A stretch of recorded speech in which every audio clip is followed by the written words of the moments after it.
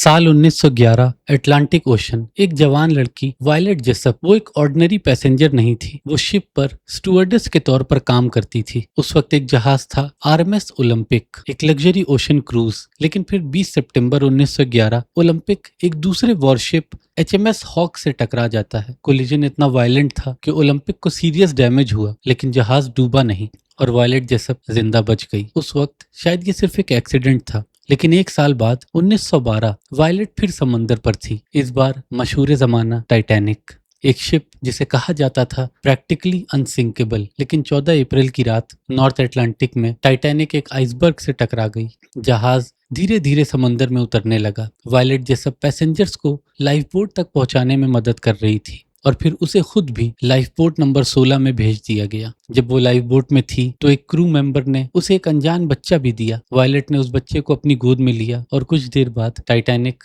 समंदर के नीचे जा चुका था। 1,500 से ज्यादा लोग डूबकर मर गए, लेकिन वायलेट जेसप फिर बच गई। अब सोचिए, एक ही औरत, 2 डिजास्टर्स और दोनों बार बच जाना। लेकिन कहानी यहाँ खत्म नहीं होती। 1916 वर्ल्ड वॉर 1। वायलेट जेसप अब एक नर्स थी और जिस शिप पर वो काम कर रही थी वो थी HMHS ब्रिटेनिक। 21 नवंबर 1916 एजियन सी ब्रिटेनिक एक जर्मन माइन से टकरा गई। धमाके ने जहाज को हिला दिया और ब्रिटेनिक सिर्फ कुछ ही मिनट में डूबने लगी। वायलेट ने इवैक्यूएशन शुरू की, उसने लोगों की मदद की और फिर खुद भी लाइफ बोट में बैठ गई। लेकिन फिर उसने देखा कि लाइफ बोट्स शिप के अभी भी घूमते हुए प्रोपेलर्स की तरफ खींची जा रही थी। उसने बचने के लिए लाइफ बोट छोड़ दी और पानी में कूद गई। उसका सर पानी में एक कील से टकराया, चोट आई, लेकिन फिर भी वो बच गई। ब्रिटेनिक भी डूब गई, उसमें भी 30 लोग मरे, लेकिन वायलेट जेसप नहीं। वो 3 मेजर मैरीटाइम डिजास्टर से जिंदा निकल चुकी थी, ओलंपिक, टाइटैनिक, ब्रिटेनिक।